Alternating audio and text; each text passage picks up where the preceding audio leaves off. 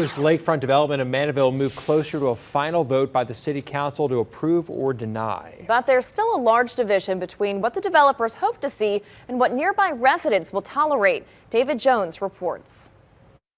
It'll be at least another couple of weeks before the developers of Sucette Harbor get the final thumbs up or thumbs down from Mandeville City Council. Now, the project developers are looking to bring senior living apartments, an event space, restaurant, and marina to 15 vacant acres just east of the causeway along the shore of Lake Pontchartrain and Mandeville. City Council has held several special meetings on this controversial development, which has seen opposition from nearby neighbors who say the scale of Sucette Harbor is not compatible in their neighborhood. Despite several concessions made by the developer, residents remain firmly rooted in their opposition to the project, which must undergo a zoning change from planned use residential to planned combined use. During the last meeting, Council voted 3-2 on an amendment to the site plan proposed by Councilman Jason Zuckerman, which would reduce the number of apartments from 178, which was already a lower number than the originally proposed 201,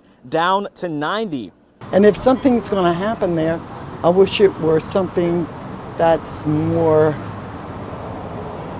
neighbor friendly, not loud, not dense. If you're going to say that it's incompatible carte blanche, I'm pushing back. And I'm saying it depends on how it's run, and it depends on its immediate adjacent neighbors. So the immediate adjacent neighbors are very, very large structures of multifamily homes. They are not single-family residences. And it's zone plan district, and it's in a planned district. You and I can debate for the next hour and a half, and we'll go toe-to-toe. It's not getting us anywhere. Right.